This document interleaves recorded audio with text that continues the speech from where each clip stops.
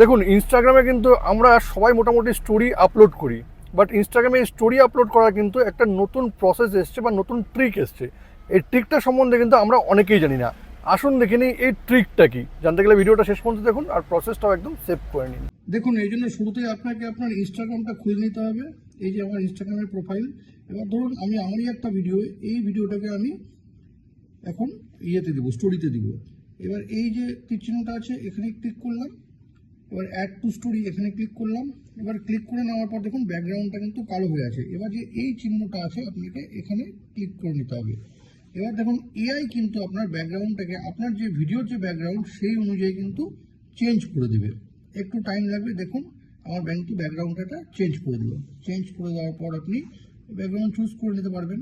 এইভাবে চুজ করে নিতে পারবেন। চুজ করে আপনি ডান করে দিন। ডান করে দিয়ে শেয়ার করে দিন। শেয়ার করে দিলেই কিন্তু এটা স্টোরিতে শেয়ার হয়ে গেল।